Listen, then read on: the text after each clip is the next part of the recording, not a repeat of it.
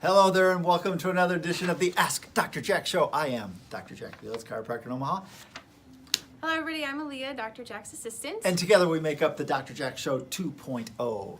So, we've got a fun topic today. So today is a food topic that I think might be a little hard to sink your teeth into. But we're talking about, right? Canned foods not being very good for you. And why? This is absolutely true. Canned foods are horrible, and we've got the top 8, the worst of the worst. Stay away from them at all cost. Just, they shouldn't even exist. Just gross, yeah. Yeah. All right. So number 1 on the list, topping. It's actually one of my all-time favorites. Unfortunately, I didn't learn. This is so gross. I loved this when I was a child. Fruit cocktail. All right. I had no idea of how absolutely horrifically bad this stuff was. I thought, wow, I'm eating fruit. And of course, you know, a lot of times I would eat all the cherries and call it my meal. But yeah, that was horrible. So you got to think about it. Huge amounts of high fructose corn syrup. It's just all kinds of nasty, and there is absolutely zero nutritional value in any of that fruit by the time it actually makes it in the can, and the can actually makes it to your house, and the can actually gets to the can opener and you pour it into something. I mean, there's all the nutritional value, any positive effect from that would have been gone a long time before that. So that's why it tops our list, because there's so much bad to it and so very, almost minuscule little good has been completely removed. It's true. So then the next one is Bush's baked beans. I would probably kind of go for any baked bean, but beans are really supposed to be good for you. They're really high in nutrients usually, like fiber, but canning process, they become really high in sugar and calories. And this one in particular, these Bush's baked beans, I mean, they just lather on the stuff to make them taste good. Sugar. But, yeah. Yeah, there's, again, little to no nutritional value in a can of baked beans. Okay, next on the list is something I do not mind seeing on there because I would not eat it anyway. It is Progresso's loaded potato soup.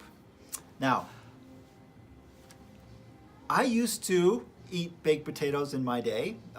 This is before I knew how bad they were for you. And a loaded baked potato, oh my gosh, you know, you put on the bacon, you put on the cheese, you put on the sour cream, you put on the butter. I mean, all of it just makes one big yummy smorgasbord. But yeah, you put it into soup. And okay, so first of all, you got it in the can, so you got lots of preservative going in there. You got lots of sodium. And quite frankly, I have learned this in the past few years. Potatoes are really not very good for you at all. In fact, they are really absolutely bad for you. A lot of it has to do with the insulin resistance factor and how,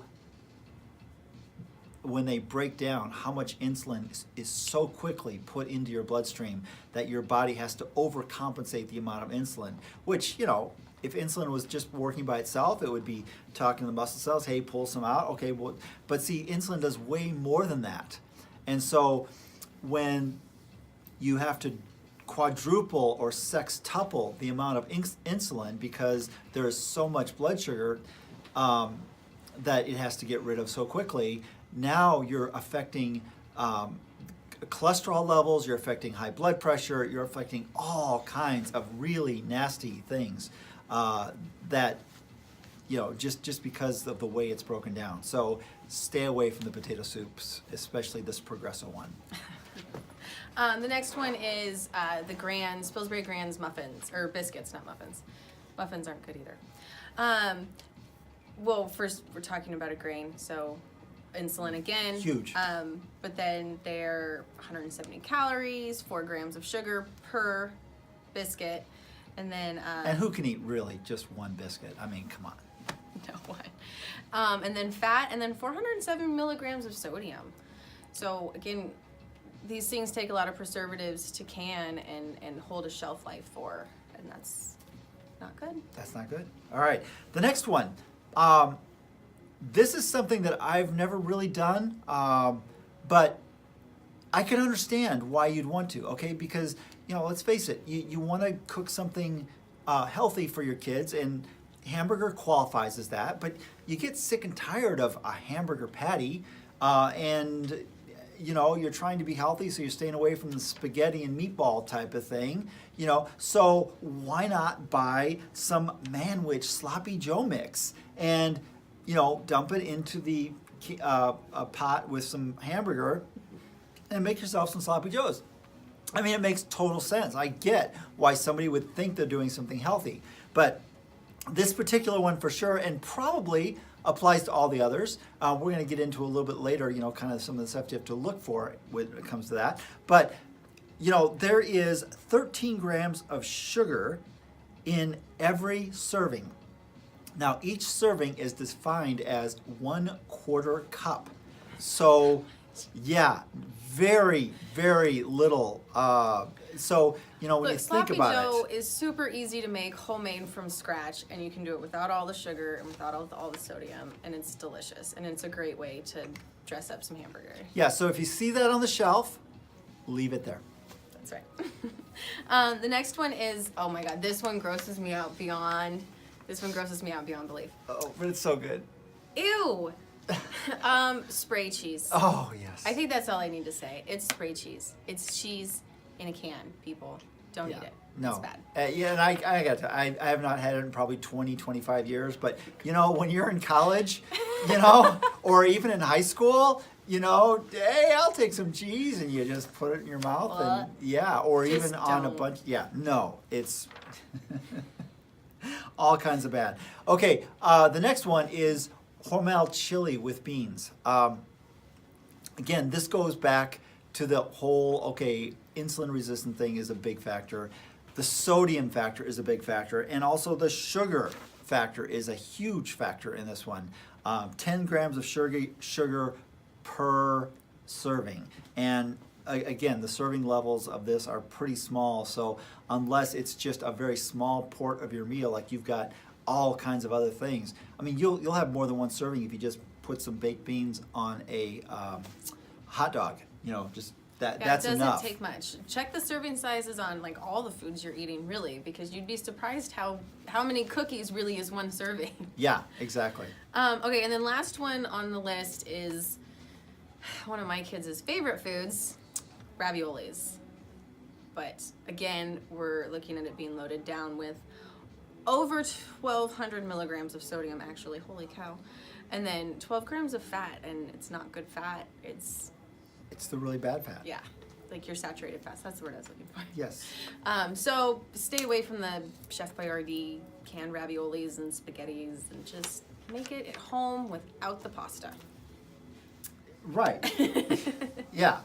Okay, so what this all comes down to is label reading. Okay, and you don't have to do this every time you go into the store. Once you've read a label, put that food under either okay or not okay, and then just never go back to it again if it's in the not okay thing. Prepackaged canned foods, frozen foods, anything like that is going to be highly processed because it needs to have a shelf life of XYZ. And in order to do that, you add preservatives like sugar and sodium, and it's not good for you in the long term. So my parents are like huge preppers. Oh, okay. So they have like an entire room of canned foods, and most of it my mom's canned herself, so she keeps the preservatives pretty low. But aside from the apocalypse happening, well, and here's the again, thing. If their apocalypse does happen, it's better than starving. canned foods are a good thing. So, all of Save this, 'em. yeah, all of this stuff that we talked about, just delete it if it ever does come to the apocalypse, because yeah, at least you will be living. You may not be as healthy, but you'll be at least living. Right. So Thanks right. for watching. This was a fun one. It was a fun one, yes. And you guys have a happy, healthy day. And stay healthy, Omaha.